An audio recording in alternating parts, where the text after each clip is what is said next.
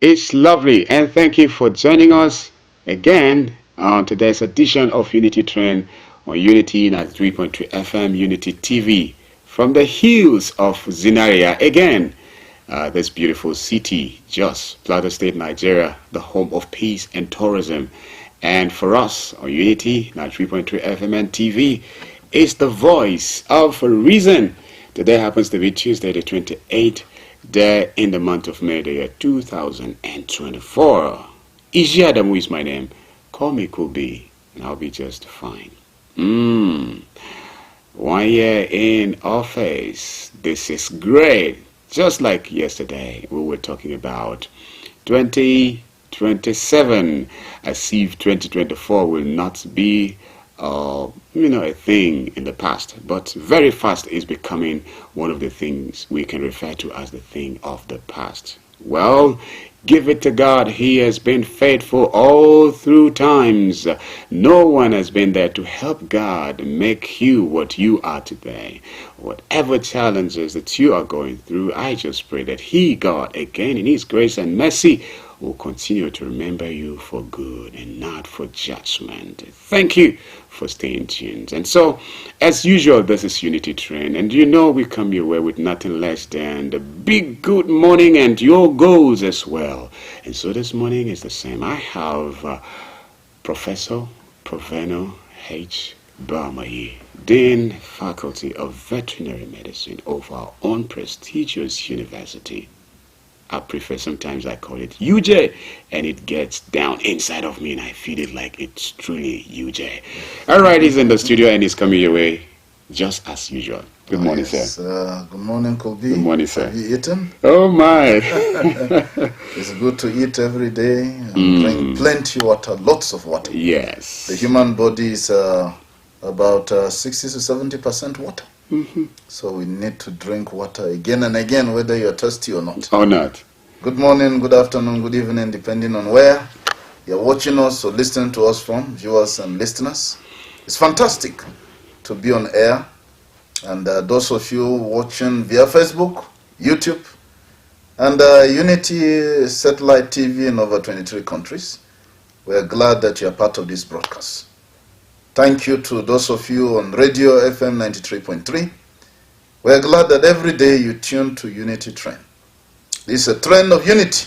Yes. And this trend of unity takes us every day, Mondays to Fridays, to a fantastic destination as we discuss national and international issues. And as you listen to this station, that is the voice of reason. On this platform, we don't care about your religion or ethnic group or political affiliation. We give it to you the way it is. We tell you the truth. We don't just say something, we say what it is. Yes. So we are glad that you are part of this broadcast. Please invite your friends, invite neighbors, colleagues, go on social media, tell people we are on air. And we're going to have a fantastic ride in this unity trend to a fantastic destination. But let me quickly remind you of your goals, your visions, your dreams, your objectives for 2024. How far? So far. Have you gone? 20%? 30%? 50%? 70%? I'm happy that some people have even gone 100% as it concerns their goals for 2024. For me, I think I've gone about 50-60%. Now, remember your goals, your visions, your dreams must be SMART.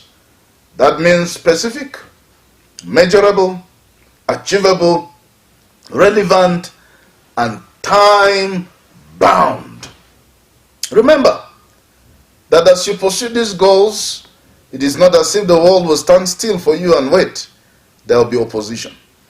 There will be obstacles. Wow. There will be resistance. But persistence breaks resistance. There will be tough times. Tough times never last. Tough people do. Sometimes you feel like giving up.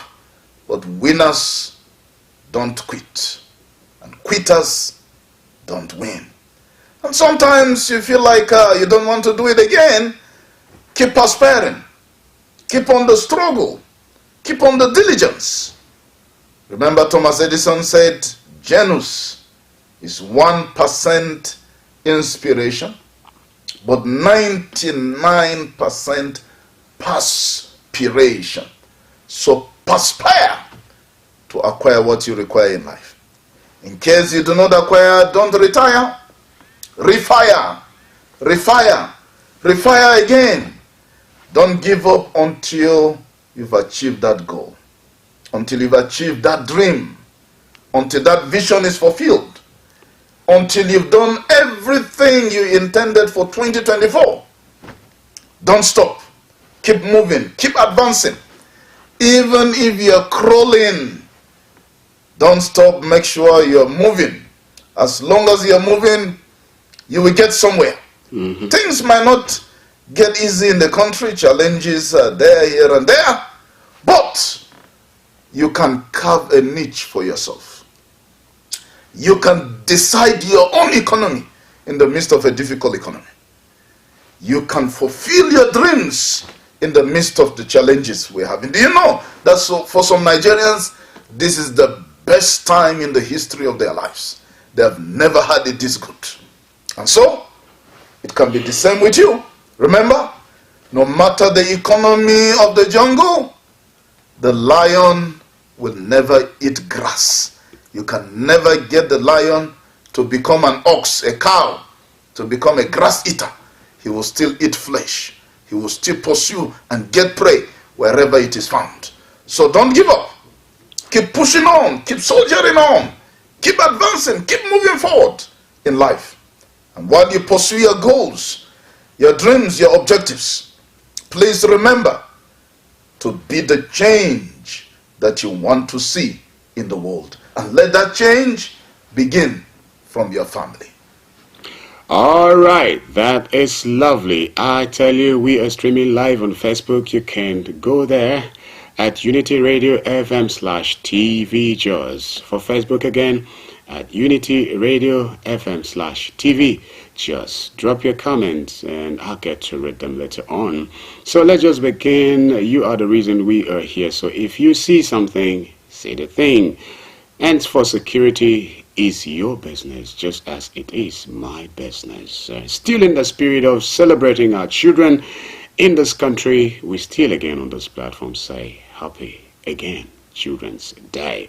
All right, let's begin. One way we can show our children love could be, parents, please remember that vaccination, the HPV vaccination has already commenced from yesterday.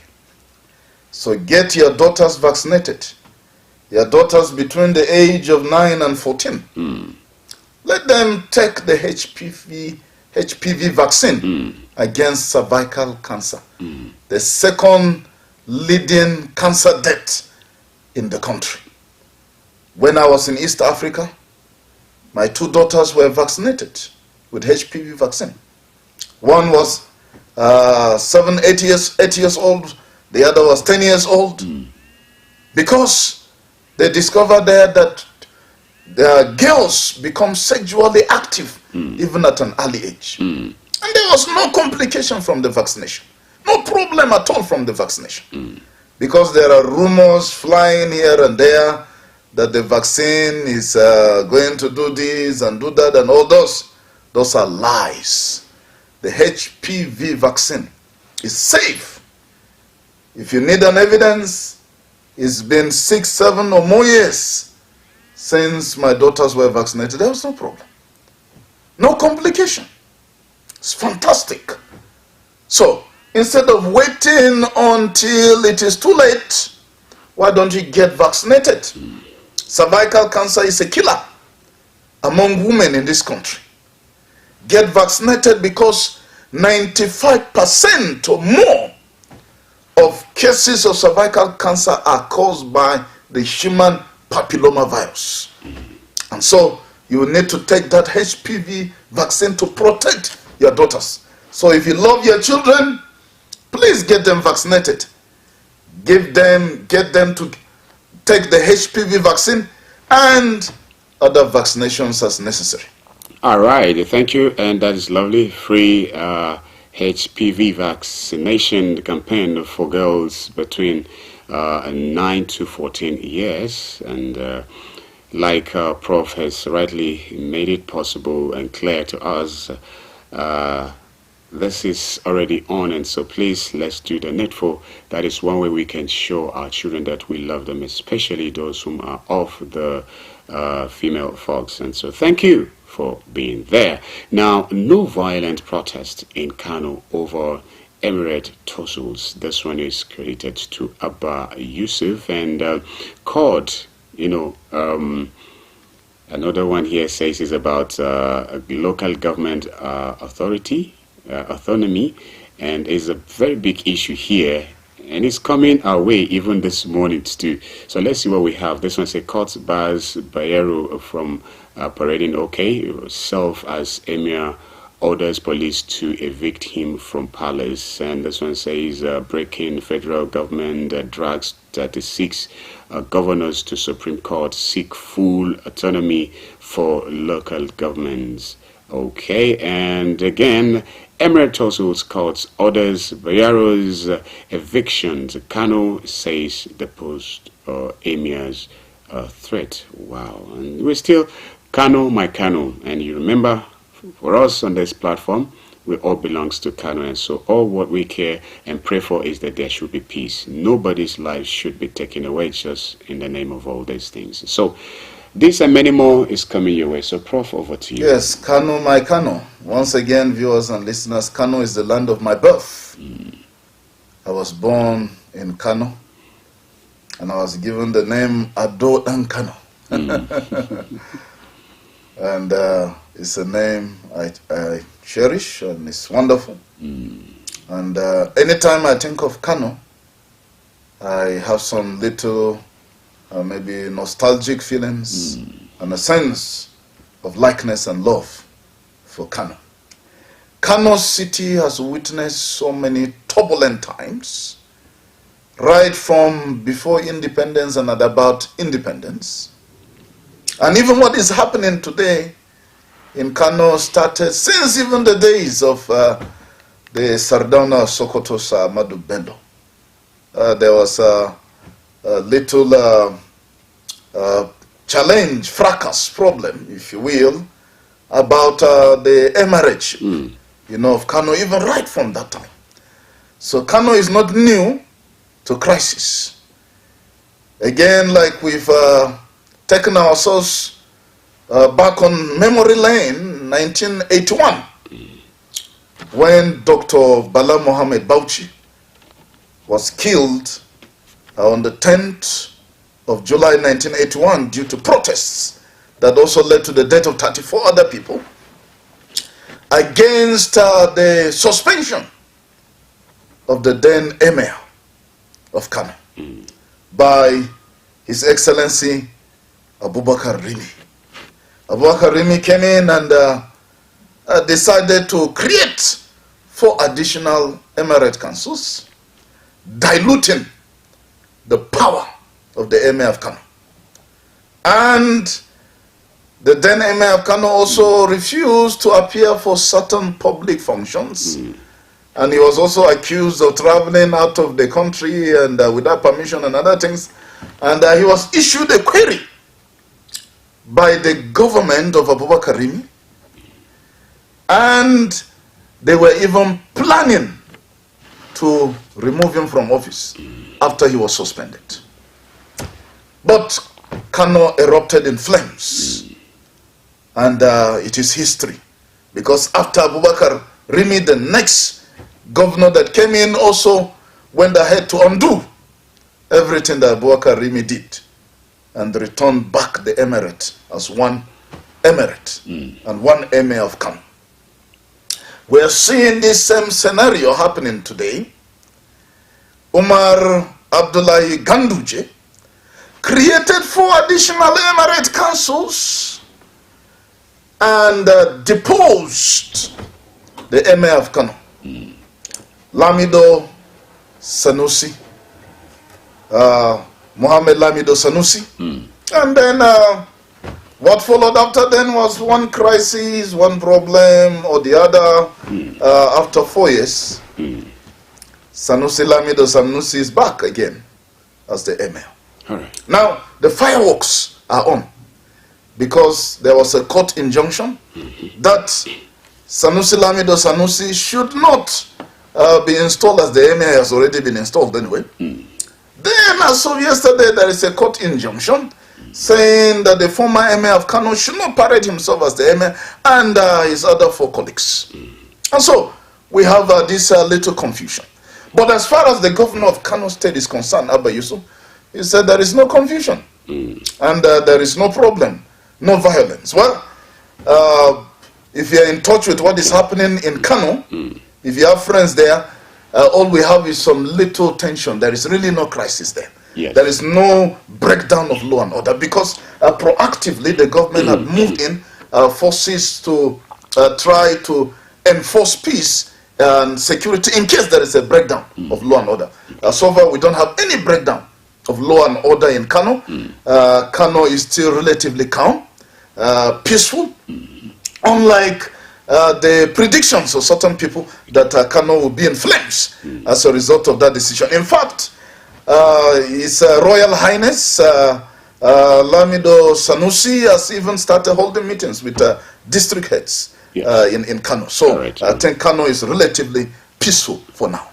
All right, Kano, my Kano, away from the story, Kano, my Kano, because Kano is that one state in this country, Nigeria, that we cannot do without. And so we have been praying and will continue to pray that there won't be any breakdown of law and order in Kano and everywhere else in this great country, Nigeria. My viewer and listener, at this point in time, we have been expecting the arrival of one of our guests for this very program, and God in His grace and mercy again has made it possible.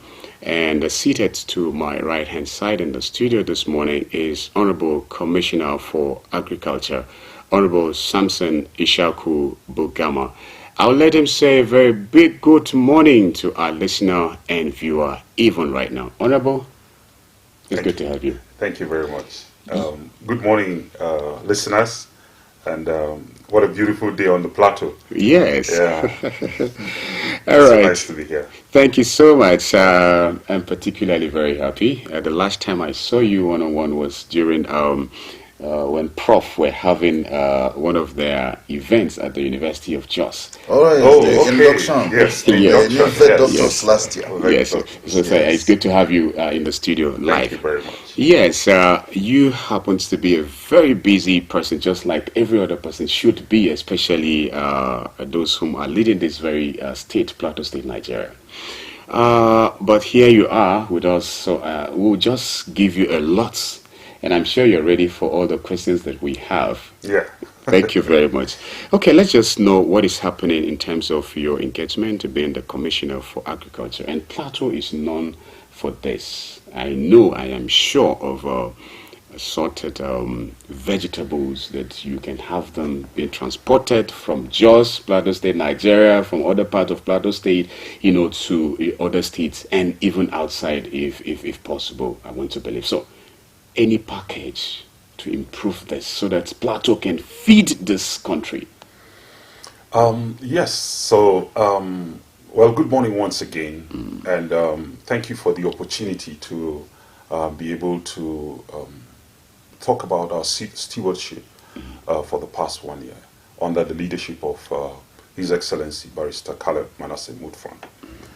The last 1 year has been very eventful agriculturally.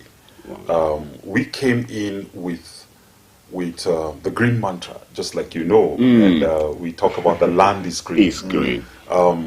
We just do not want to make it a cliche, but to honestly make agriculture the mainstay of our economy. And His Excellency has shown in the last 1 year the political will and the courage, to change the lot of Plateau to agriculture. Okay. There has been so much, that has happened behind the scene and at sight of people, both at the state and the national level, engagements at those levels to see how we can reposition Plateau as the food heaven of Nigeria. Wow, this is lovely, and this is fantastic. But then, so what are you doing just to make sure that farmers, of course, this you can't do without farmers. There has to be somebody who has passion in terms of farming, which, of course, by virtue of natural endowment, there are lots that can grow in Plateau here. So, but what about farmers? So, what are you doing to make sure they get what they need to complement some of this effort? Yeah, so our strategy has been very simple, and our strategy has been transit the farmer into agribusiness, from just doing agriculture into agribusiness, to be able to see how we can do farmer education and then provide as much subsidies around the farmer so that they can start off like a take-off grant that will help the farmer to be able to transit from just doing agriculture to doing agribusiness, where profitability is key for the farmer. And that has led us also into looking at birthing a new generation of young people who will embrace agriculture, who will look at agriculture and love it. Okay, and that has led us to training young people in state-of-the-art modern precision agriculture. Okay. And it's ongoing, for us. So subsidies have been provided in fertilizers, in seeds, and in mechanization in some particular places, so that we can see how we can take off. At least we have also done something very major. We have tried to map our states into crop zones, where we can emphasize production of particular crops in those places, so that we can ensure food security. And that we're doing with farmers. So we're doing farmer education.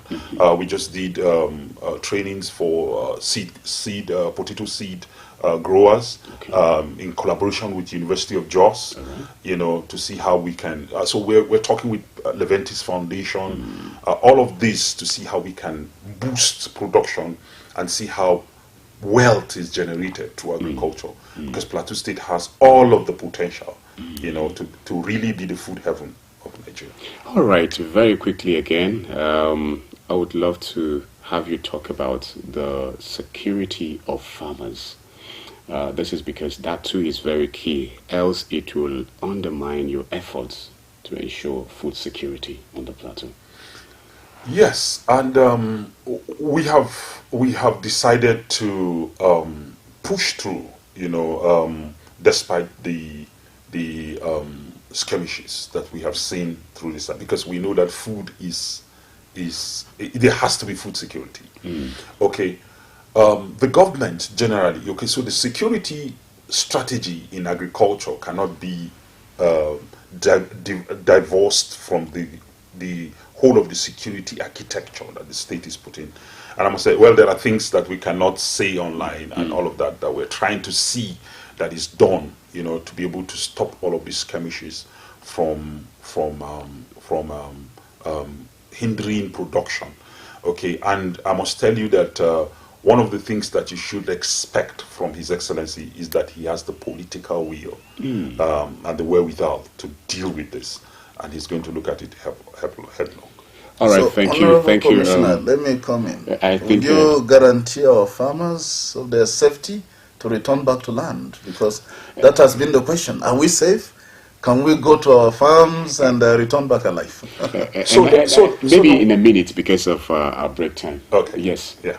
Okay, so the word guarantee will mean that we will take responsibility if anything happens. But the way it has been more of people attacking those communities and getting into thin air and all of that. But I must tell you that we're doing everything possible to make sure that people return to farms. programs. In fact, one of the things that we have done is that in the economics of production that we are doing for this year, we have included the security component as part of the cost for production.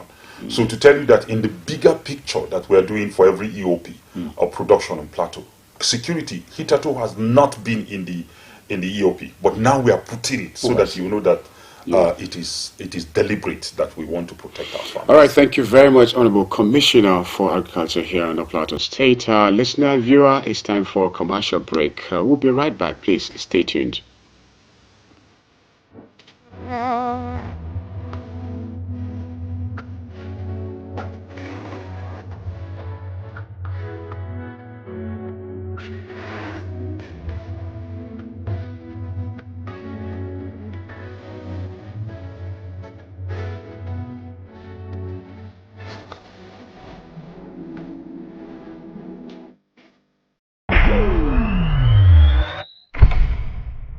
Unity.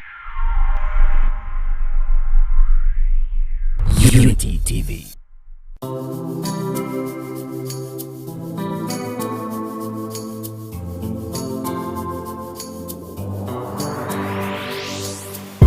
Please pay attention. It starts from the foundation. Everybody needs somebody. You turn a blind eye and care nothing less. Say it's just business, all about the money. You are so unbothered as long as they pay. Say it's just business, all about the money.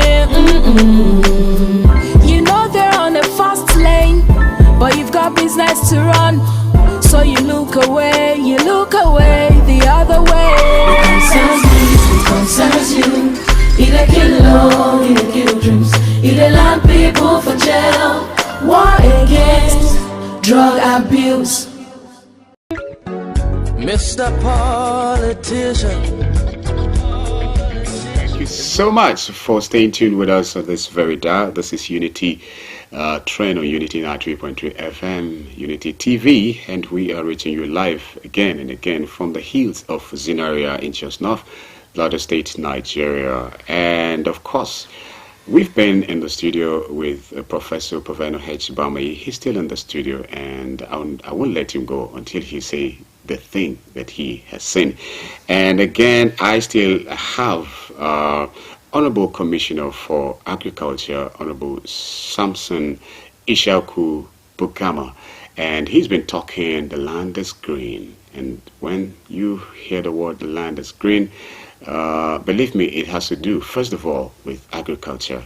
And the package he has revealed to us this morning is whole lots. And I'm sure, looking at the fact that we are just marking 1 year in office, it means that there is still a lot he's yet to talk about. And so please, viewer and listener, I apologize. I will have to let him talk about agriculture again and again, even on this segment, before we let him go, because he has a lot. But we appreciate the fact that, Honorable Commissioner, you still find it worthy to be here, despite your tight schedules.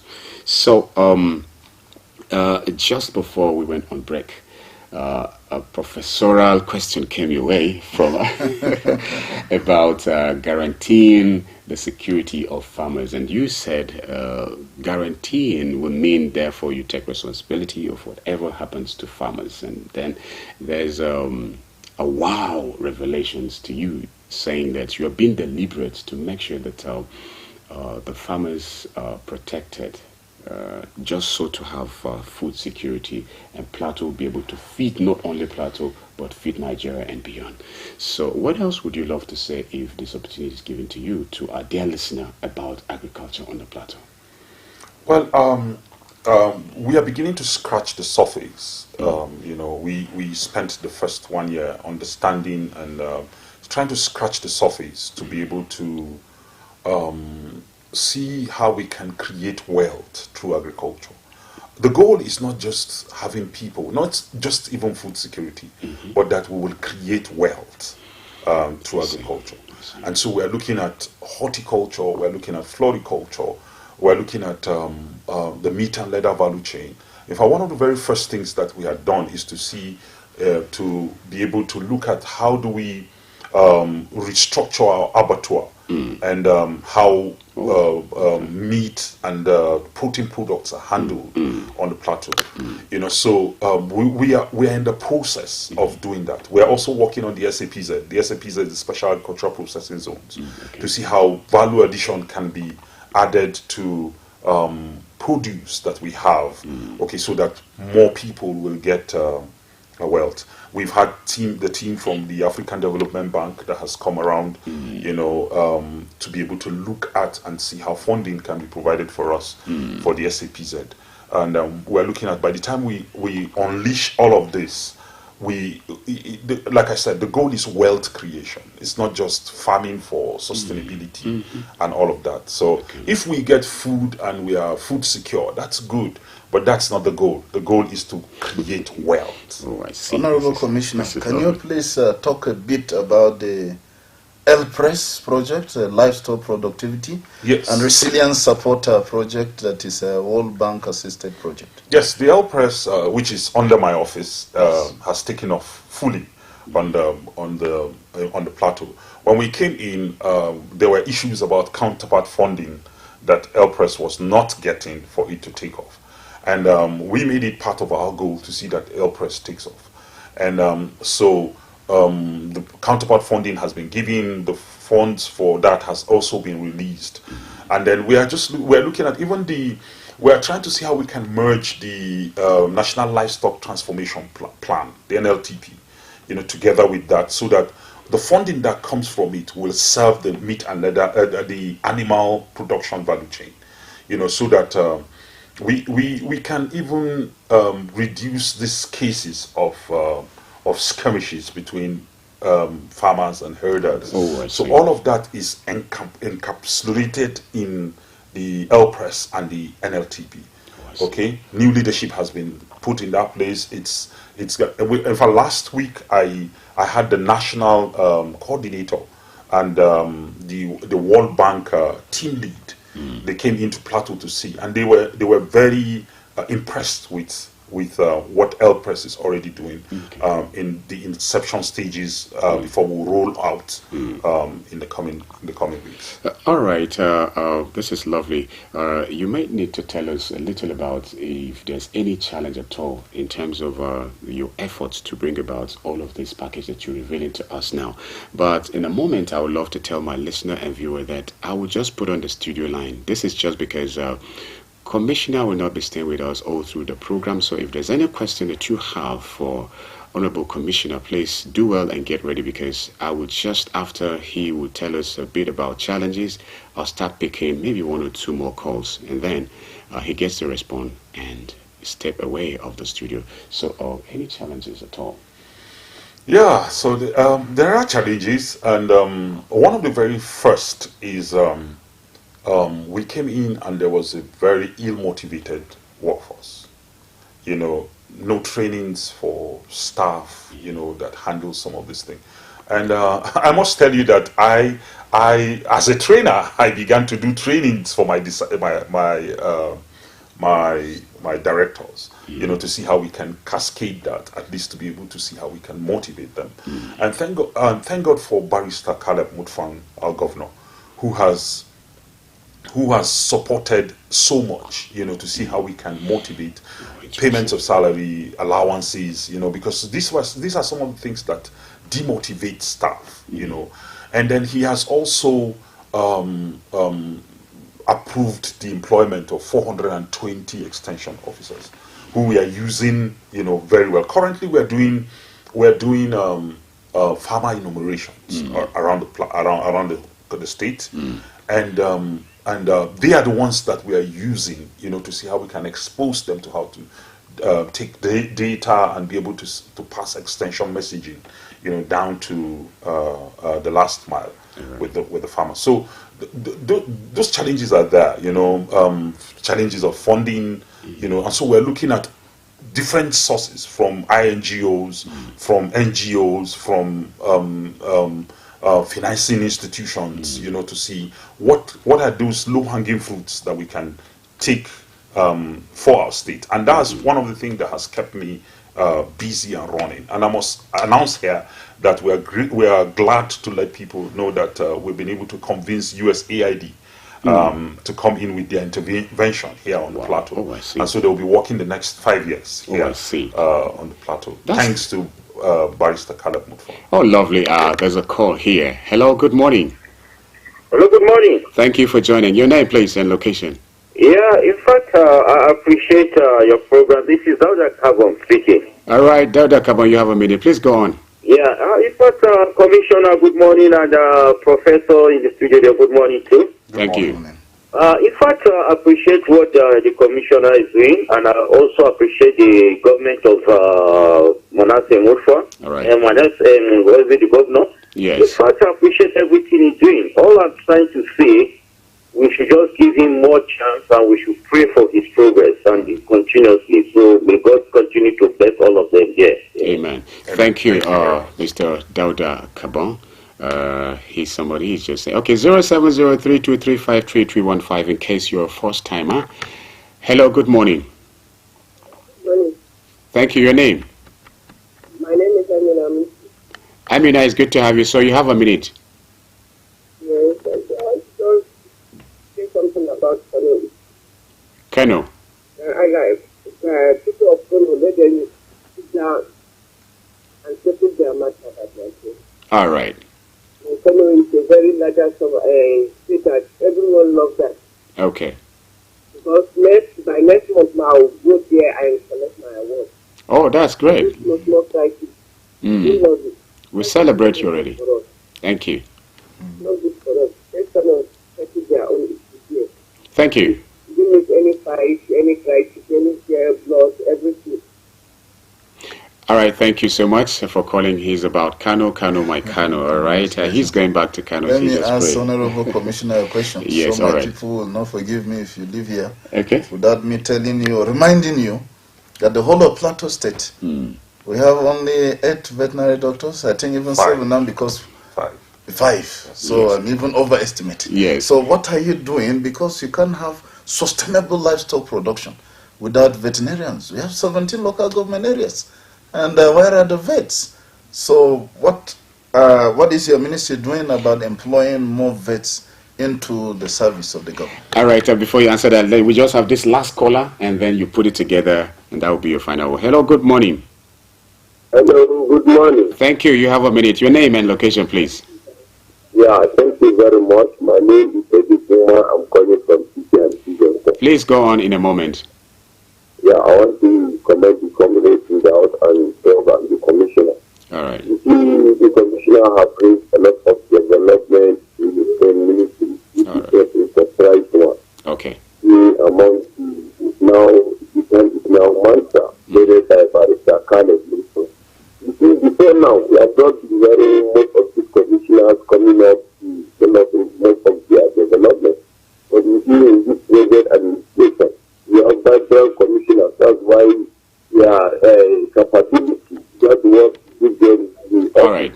And we have seen they are functioning very, very well. And we are hoping that most of expectations from this commissioner. And we are hoping that they will collaborate and do the right thing with the governor. Because the governor has come to work and we have seen the commissioners are working. All right, So thank you. Support from the platoon. Sedi Kumar, thank you very much. Okay, Honorable Commissioner. Okay, well, thank you very much for all of the kind words that we are.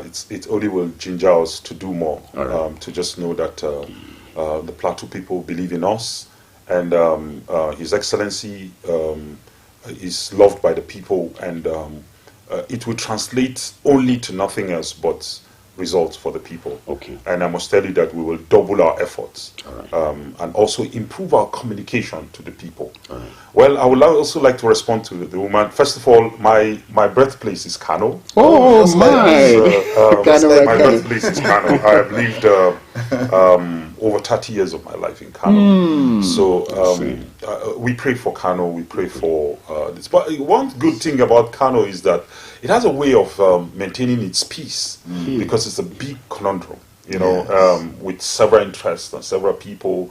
So sometimes some of those things can come up, but they have a way of fizzling away. And so it's a melting pot. It's a big melting like pot. we are on the planet. Okay, so back to your question, Prof. Yeah, so we took note of that that gap. You know, and that's why I can deliberately tell you that it's 5. We have 5, and in the coming years, some of them would even be retiring. And so we have a robust plan for the meat and leather value chain. Okay, like I said, the very first thing we even began to do was to look at the abattoir. And for us to be able to have health inspection officers and all of the likes, veterinarians, we are looking at that carefully. I remember when I was out there at I made a promise to some of those. And we are still serious about that. I'm not only looking at how we can bring them into the employment of the state government.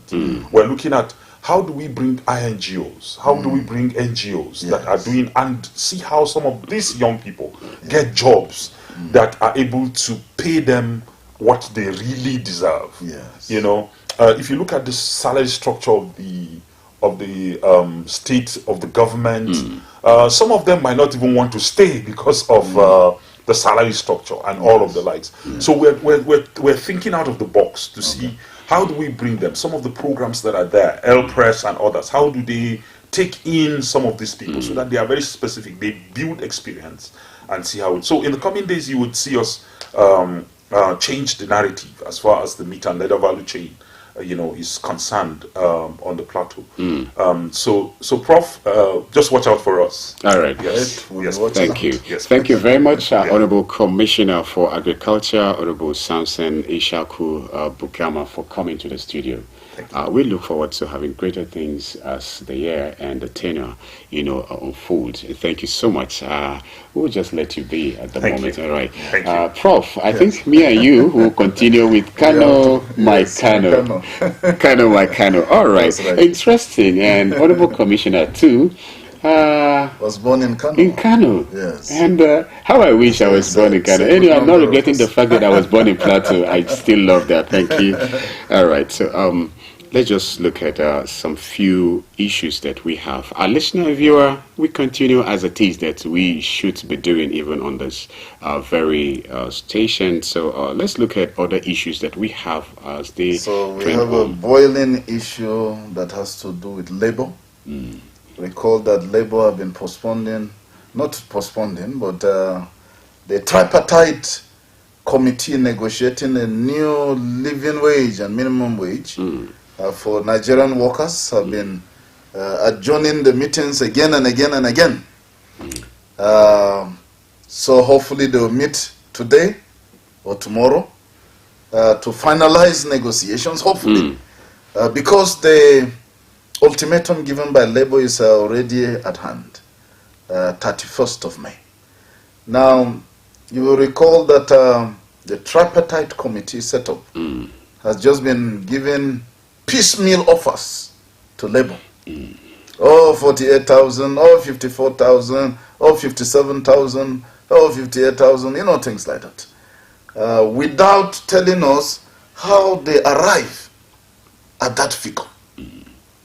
Labour has been very fantastically clear about how they arrive at the figure of 615,000 naira, which they have even reduced to 497,000 naira. That let's look at the United Nations recommendations that no human being should be living at less than $2 a day. Now, if we say every human being should have at least $2 a day to live, and we say, let's look at an average Nigerian family of 6. That means father and mother and 4 children, a family of 6. And of course, we know that more than 50% of Nigerian families are more than that. But that's just the average. You have the father and the mother and 4 children. We know that some Nigerians have 3 wives, 4 wives. Some have even 10 wives. We know that some Nigerians have 50 children. 30 children, That's very 100 true. children. Yes. They're all Nigerians. But Labour is saying, let's look at even the barest average. A family of 6, a man and his wife and 4 children. Or a man, 2 wives, and then you say 3 children. A family of 6. Now, calculate that family of 6 by $2 a day. That is 6 times $2. That is $12 a day for one family. Multiply that by 30 days in a month. You have something like about maybe $360 US. Now, multiply that times 1,300, 1,400, 1,500 naira exchange rate. You will not have anything less than 450,000 naira as minimum wage. So to be scientific and realistic, that if the government wants to give a living wage to Nigerian workers, we should be talking in the realms of 400,000 naira. But Labour is even willing that, supposing the government offers 300,000 naira today, I think Labour will be ready to reluctantly agree. Some of us will not agree. For me, as a person, I believe that minimum wage for Nigerian workers should not be less than $300 US. $300 US in a month. And convert that to naira, and you see what you get. But the federal government is not looking at this. They are not being scientific. They are not using any research, any criteria, any statistic.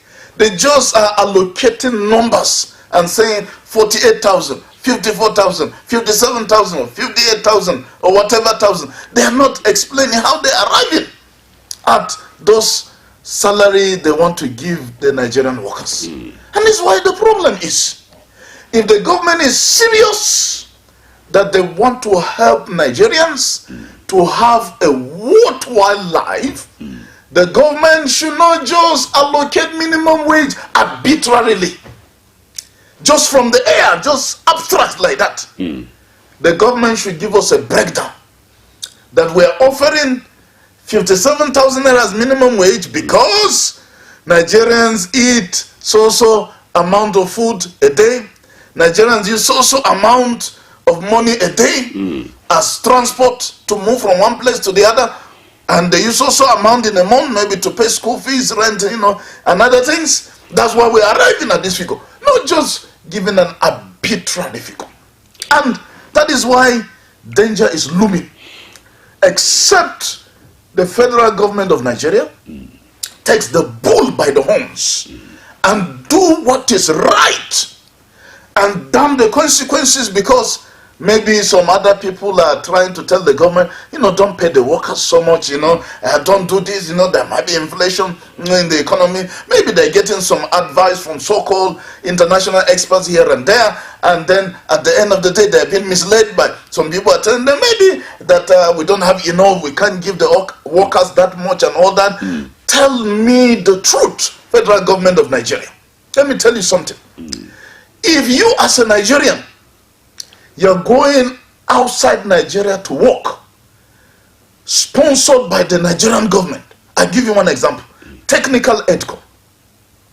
The Nigerian government sends us out of this country to work as expatriates in other countries, and we are paid by Nigeria, not by those countries. Okay. It is Nigeria that is paying us. Nigeria will send us to Jamaica, Trinidad and Tobago, send us to Uganda, send us to Zimbabwe, send us to various countries around the world, third world countries around the world. Do you know how much they pay? As of 6 years ago, if you have a PhD, the Nigerian government pays you $2,000 US at the least. $2,000 US at the least. But is this also an issue to complain? No. Oh, it's great. Can they pay those $2,000 to a professor in Nigeria? They are not. A professor doesn't earn $2,000 US. A professor earns barely $300 US dollars a month as salary. Why are you paying us when we are leaving the country? Because you have the money. Why can't you pay minimum wage to Nigerian workers? You have the money. Prof, you know, why won't you do it? These things, Prof, I love your position, but you see, can all of those problems that we have, can it be fixed by His Excellency, Mr. President, within this short period of time that is? He can fix it within 1 week. In fact, within 1 day. How did he fix oil subsidy? He removed oil subsidy in 1 day. May 29th, 2023, while we are still listening to his broadcast, he said subsidy is gone. As soon as that word went out from the mouth of the president, all the filling stations ran quickly and started adjusting their meters and reflecting a new price. By the time he finished his speech, queues had started piling up in the filling stations. And prices have suddenly increased by the time people go to the petrol stations. In 1 single day, he changed the destiny of Nigeria and plunged Nigerians into hardship and suffering that they have not recovered from. The same president, if he's serious and he truly loves Nigeria and he means well for Nigeria, tomorrow, during his democracy broadcast with one pronouncement, he can say, today, minimum wage is 500,000 naira and it will be implemented. We have more than enough money to implement it. More than enough money from the proceeds of oil subsidy that was removed. We are making more than 1 trillion every month from that. We are making enough. In fact, in a few months' time, Dangote said we will not need to be importing petrol from outside the country. We have more than enough money. That's why our senators can take a package of 30 million or more every month as constituency projects and all the rest, and the allowances, and salary and all the rest. We have more than enough money in this country. If the federal government is saying we don't have money, please reduce the salary of Nigerian senators to 50,000 naira a month. Give them that minimum wage that you are proposing, 48,000, 54,000 or 57,000. Give the senators and all the politicians, including the president himself, should reduce his salary and collect the minimum wage they're proposing. Leaders should live by example. It is not us who employ them that should be suffering while they are living fat and big at our expense. The former president of Iran was asked, why are you still working? Why are you struggling? Why are you entering public transport? How comes you don't have a house? And all those things. And he said, look, a true leader goes to serve his people and lives like his own people. Our politicians, are they living like us? They are riding big cars with powerful shock absorbers that if they enter potholes, they will not even know. Air conditioned cars that cost 160 million naira, but they cannot make that sacrifice and give Nigerians a fantastic life. We have. So, what are we talking about? Prof, we have 3 minutes to be out of here on this segment.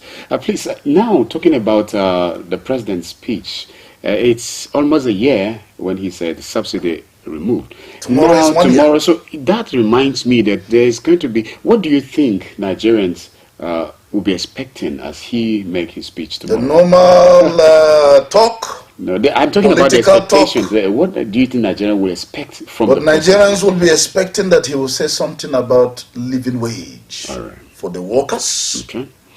Nigerians will be hoping that he's going to give a fantastic minimum or living wage for Nigerian workers when he makes his address tomorrow. Nigerians will be hoping that he's going to say something fantastic about security. That these are the measures we're putting in place to guarantee lives, the welfare of Nigerians, protection of Nigerians, the health of Nigerians. This is what we're putting in place to ensure that Nigerians can sleep with their 2 eyes closed. Nigerians will also be expecting that the president tomorrow, as he gives his address, will have reviewed the hardships of Nigerians in the last 1 year. Because Nigerians are saying the federal government has plunged us into hell. In fact, that's the headlines on some of the newspapers. Nigerians are saying Nigeria is hell. Do you know? I met Nigerians on the street. They told me that, is there any hell? Just yesterday. So Nigerians told me that is there any hell more than Nigeria? All right. So tomorrow, I would have loved to. you know, Nigerians will be expecting the president to say we are going to be doing this and that to ensure there is food security for all Nigerians, so that all Nigerians can be happy, which is our constitutional right guaranteed. Section 16, the federal government is responsible for the happiness of Nigerians. Section 14, the federal government is responsible for the welfare and responsible for the protection of Nigerians. Okay, so Prof, thank you. Tomorrow we'll be expecting that His Excellency Bola Ahmed Tinubu is going to be saying that these are the things we are doing to guarantee your welfare and security as Nigerians. All right, thank you. Our viewer and listener, it's time for another commercial break. Stay tuned. We will be right back.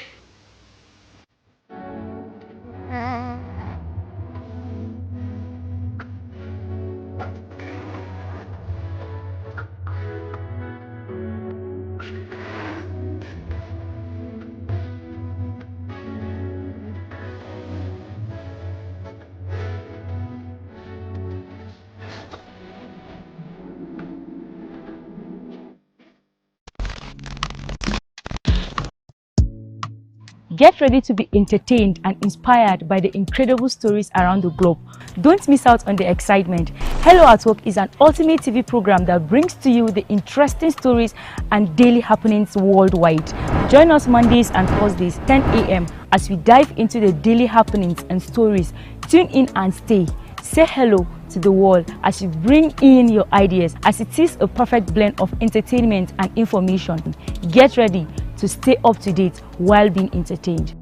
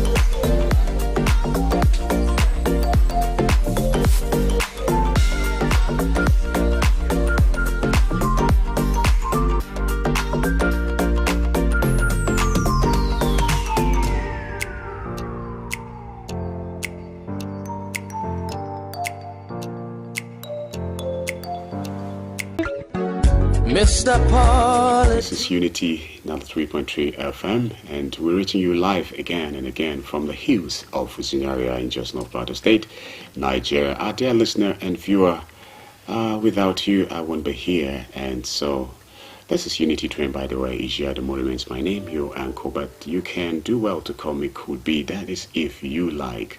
So, I'm so happy to say it's lovely and it's Tuesday. Tomorrow is going to be another speech from Mr. President and lots of governors in this wonderful country, Nigeria.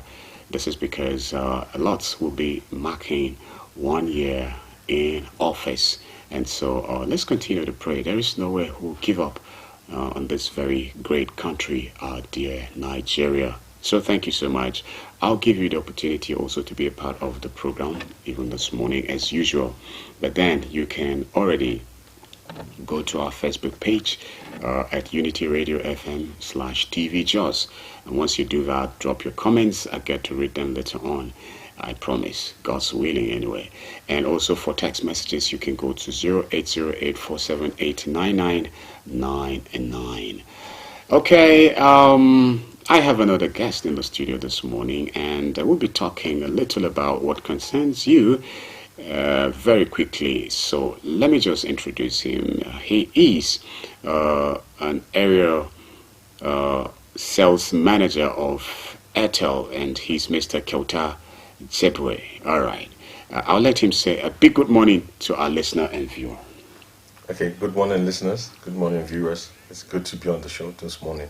All right, it's good to be on the show. Mr. Kyota, you know, I just seem to love the name Kyota, but you see, we're not here to talk about your name, sir. We're here to talk about Airtel. Yes. All right. So Airtel is that network that I seem to, I love it. I love it. And I can bet you that's the line I use now. Oh, that's good. Yes. So, all right. But let's just begin by trying to know the issue of, there is this that has been all over the news, and you can hear it even in our marketplaces talking about NIN. Yes. So NIN, it has been like that, and we know recent past also there has been this issue that has to do with NIN, or else you don't get to have your Airtel SIM card. Wow, yeah. There's a big one. So thank God you're here this morning. So let's just get to talk about it. Let's start by knowing what is this NIN, first of all. Well, once again, good morning, listeners and viewers. NIN, as we know, is the National Identification Number. It is a unique number assigned to individuals by the National Identity Management Commission upon successfully enrollment in the national identity base.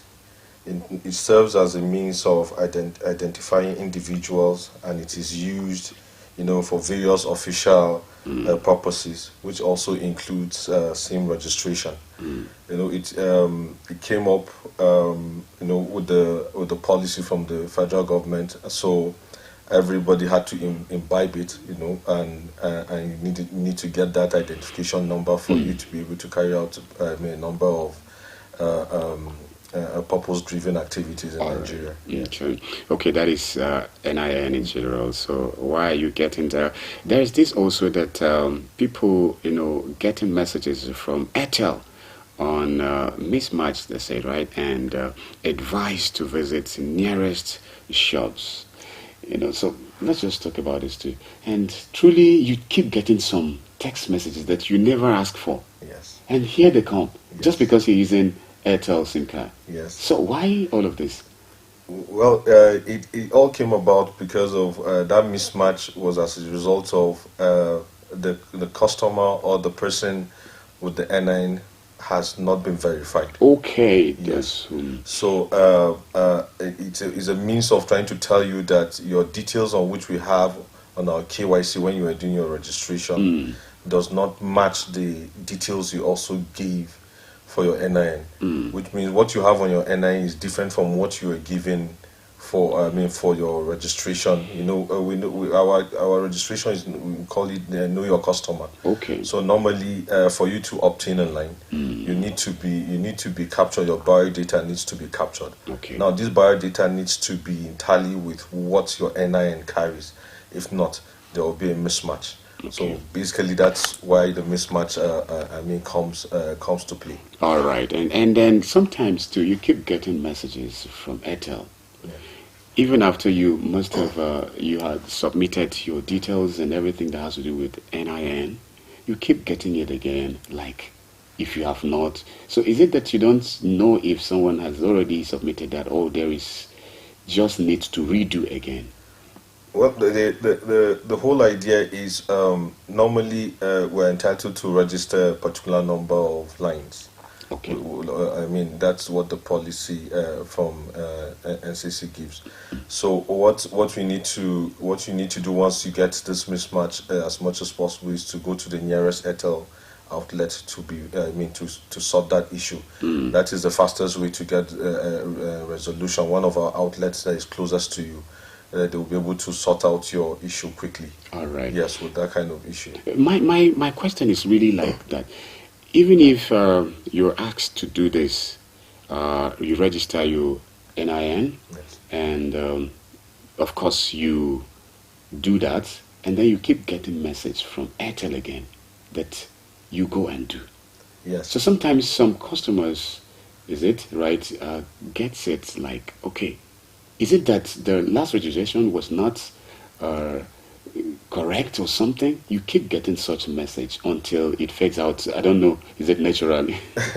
Well, normally, once you keep getting that message, it has to do with the verification. Okay. It means your NIN has not been verified, and it's and you need to go and get it. Verified. Okay. At our outlet. All right. Normally, that is the normal procedure for it. So once it keeps popping up, there's always a reason for it. Okay. Yes. There's always a reason for it. So if you, my listener, if you keep getting messages, especially those who, if you use Airtel line, which of course I believe you do, so please, if you keep getting any of such messages, then there is a reason. It's not just like that. So don't just say they don't know what they're doing, all right? But you need to visit them and get to fix that. But again, I think when someone's line is blocked, so what is expected of this individual?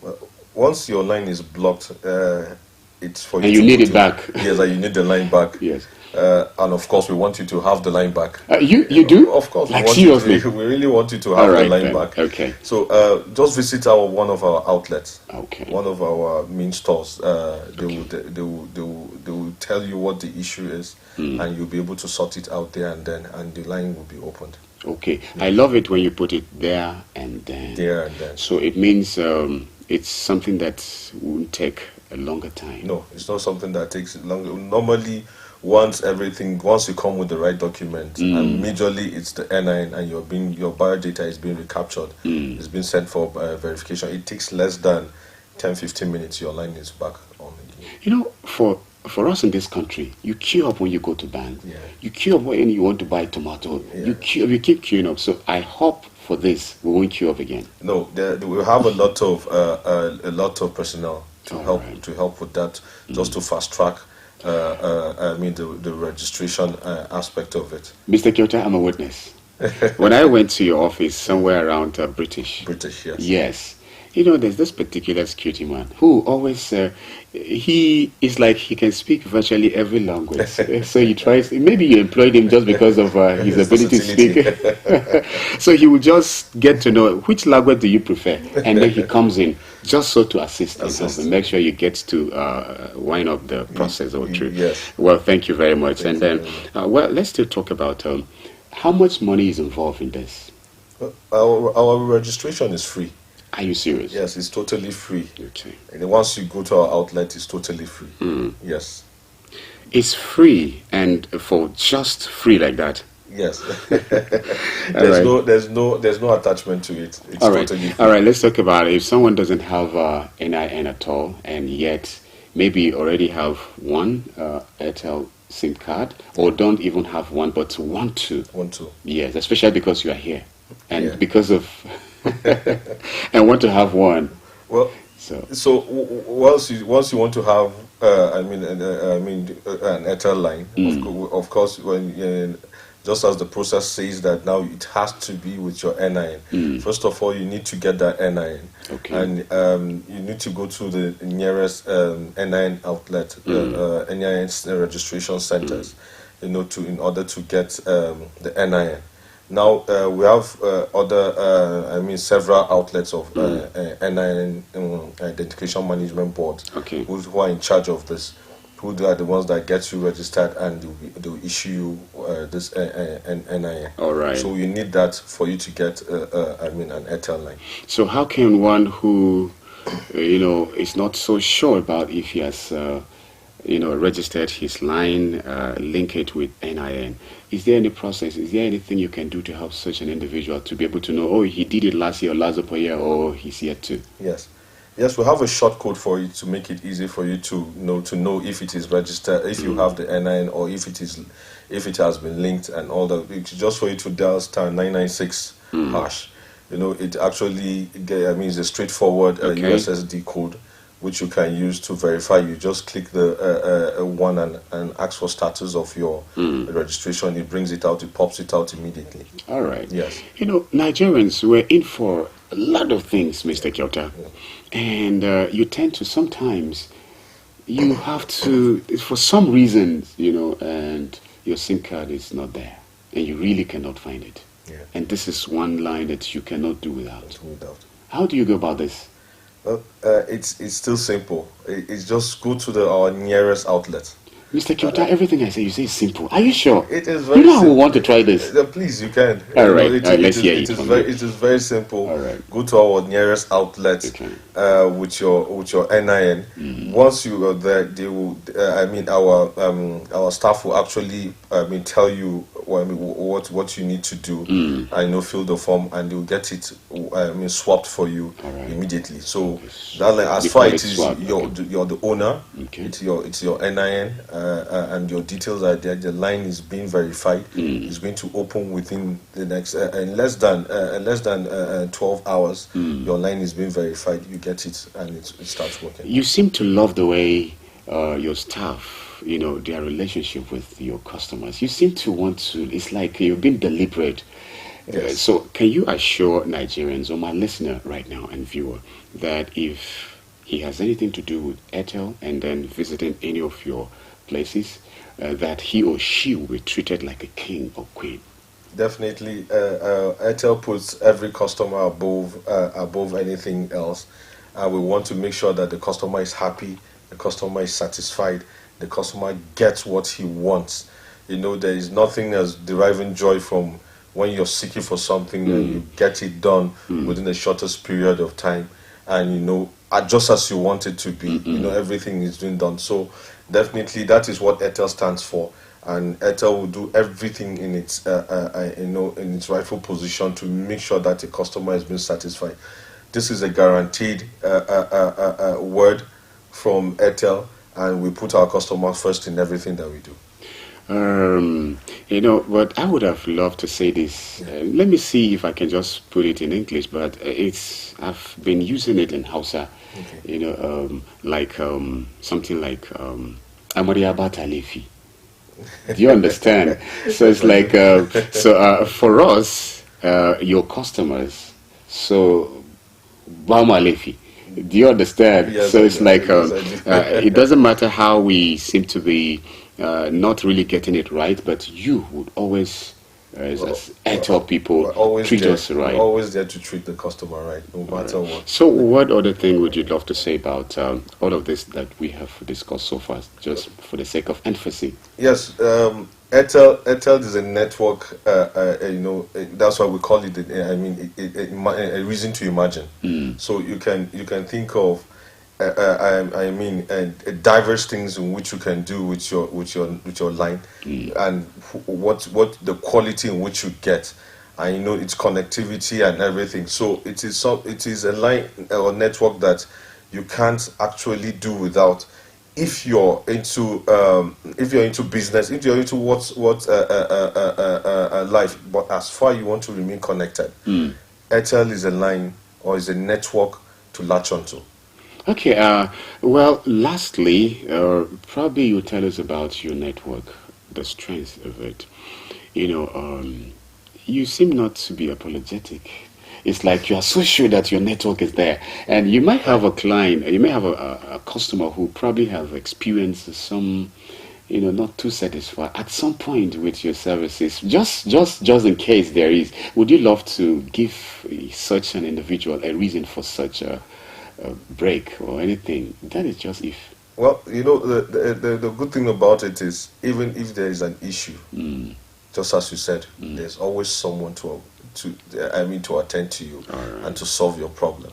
Okay. So definitely Airtel is a network that we do everything possible to make sure that our network remains the best.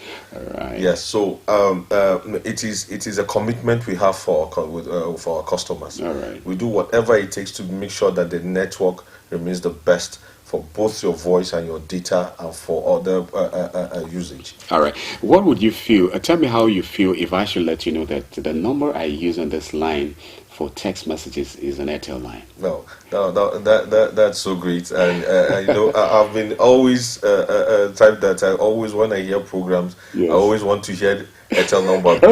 So thank you for being an ambassador. Yes, but for free. Be an ambassador for free. So Mr. Kyota, after the show, oh my. All right, it's lovely. To have You know, it. for the very last time, no more question after now. I'll begin to pick calls. You know, there is this thing I read of you. Data is life. Data is life. You know, Nigeria is said to be one of world's most religious country. Yeah. And I was like, how could Airtel say data is life? Many years ago.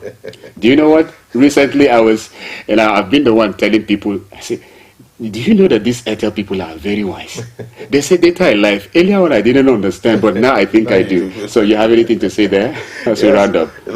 Basically, we say data is life because virtually everything we do now has gone global. All right. Virtually, your life revolves around. You can't do without your phone. Virtually, you wake up to your phone, you sleep with your phone. Activities is being carried out. Your phone businesses. So we have made it a global village in such a way that connectivity is something that it should be there at all times. So we give our customers the very commitment that Airtel is there to serve you in whatever capacity, in terms of promoting your businesses, in terms of keeping your connection to your loved ones. Airtel is there for you, and that is why we give you the best. Oh, thank you, Mr. Kayatarwa. It's a brief for coming to the studio to tell us about Airtel, my Airtel. Wow, data is life, they say, and I joined the queue. And I'll tell my viewer and listener that truly data is life, but it's not that religious life anyway. Thank you so much. This is Unity Trend, by the way, on your radio. In case you want to be a part of it, the line is booting and is all out for you. You can join us 07032353315 for text messages. I told Mr. Kayatarwa already that is an Airtel line 0808-478-9999. So please, let's have your text messages and read out in a short moment because it's almost time for us to be out of here. I truly apologize for taking all of your time, but this is not for nothing. It is for good. So please, I believe apologies accepted. Hello, good morning. Good morning. Yeah, this is Dauda Kabon again on the line. Thank you for calling back, Dauda Kabon. Yeah, in fact, I appreciate the SL background. All right, that is a drop call. You may want to call us back 0808-478-9999 for text messages, and for live studio line is 07032353315. Please, I would appreciate if you choose to be a part of it. And remember, comments made on this platform and not in any way the position of Unity 3.3 FM. And if you call, tell me your name and location. All of this in 1 minute. Your submission. Also, but stay away from comments and statements that have in their capacity what it takes to undermine the integrity of an individual, any of our staff, or my guest in the studio. Thank you so much. All right, Mr. Kayatarwa, I think I have a few messages here, but then what will be your parting words? Let's just get that before we round up events.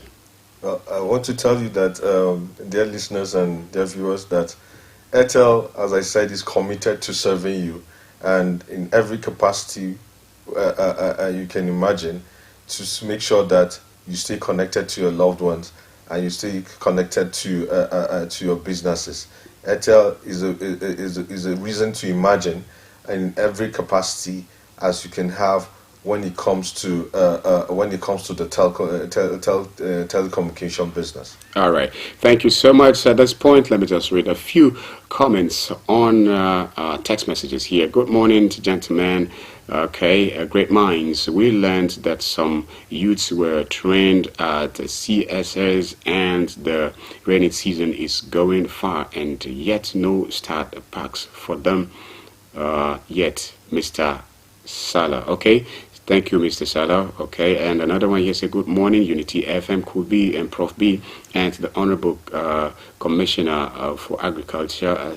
Thank you for the early morning motivation to keep it up on this Unity trend. Is being wonderful. Life is let's live in peace. Plateau State and Nigeria, Africa. Daniel Adam, the lady, Carbon Satellite Market, the 1 man, 1 farm, 1 woman, 2 farms. Thank you. And another one here is saying, good morning, Kubi and our amiable, consistent, and passionate analyst, Professor Bamei, and the Honorable Commissioner in the studio. Kudos to both of them for the wonderful analysis.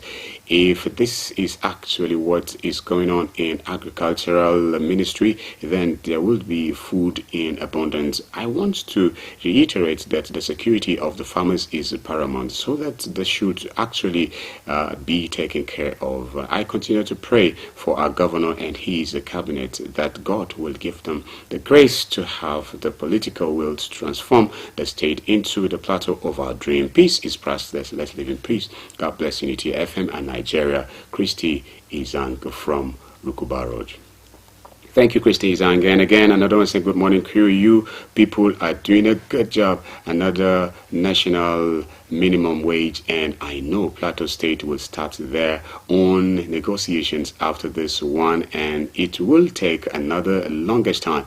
The local government staff of Plateau State are up till now still not receiving 18K, and now another new one is coming, and we go to the same market. Human development and food security is supposed to be first before any other thing. Yusuf, thank you. Yusuf, we have a lot more. Oh my. This one says, good day. Let me use this opportunity to tell the governor never to let the past errors stop him moving again. Please, Mr. Commissioner, we need fertilizer. We are hopeless. Can we put hope? A hopeless man sees difficulties in every chance, but a hopeful person sees chance in every difficulty. Let's keep hope alive. Hassan Garba. Okay, Hassan Garba. Another text message here says, Bulus Ohomanester in Farangela, good morning, Kobe, and the professor, the barrister, and the studio. May God continue to bless you both for the great work you are doing out there, and happy Children's Day in arrears. We pray for better Nigeria of our dream. Thank you, Bulus Esther, a woman in Farangela. Mr. All, please, manager, I register my name as Musa with Airtel 10 years ago, but now my actual name is Sani in my NIN. What can I do? Bala in just, please, I'll let you respond to this. Okay. Because time might not allow us to go through. Yes, quickly, I'll advise you to, you can come and register your line, but hoping that your NIN, is registered with your correct name. No. You must have had that verified. Then you come with it and you can register the line at any Airtel outlet. Okay, another one here say, I love Airtel line, but I lost it with my stolen phone. I was unable to welcome it back. IBB. Okay, I think it's the same thing, right? Yes, it's the same thing. Just come to our outlet or store closest to you. You'll be told what to do. And I'm very sure your line will be, can be gotten back. Good morning. All right, our last caller, please. Good morning. This is Justa for introduction. You have less than a minute. Please go on. Don't worry, my brother. Good day. Yes. I just want to, greet you and the good job that you are doing in Unity FM and PLATEAU line. Thank you, Mr. I Honorable. really use this opportunity to greet my governor, the governor, All right. for the good work. And 1 year in office tomorrow. All right. God continue blessing me. Bless you, Kudi. Thank you. Once again. Thank you. Thank you very much. Mr. Jitsa, Honorable for that matter, already congratulating His Excellency, the Executive Governor of Plateau State, Barrister Caleb Manasseh Mutfang, for 1 year in office.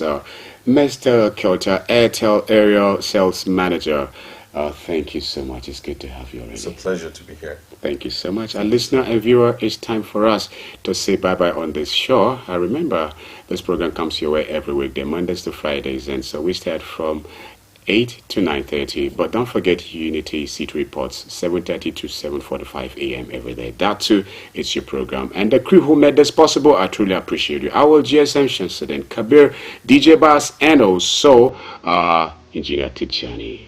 Community broadcast comes your way.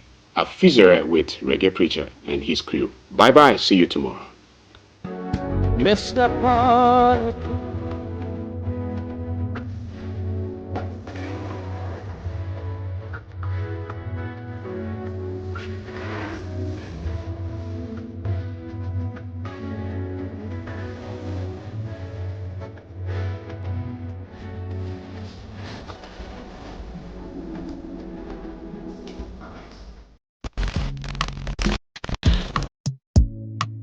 Get ready to be entertained and inspired by the incredible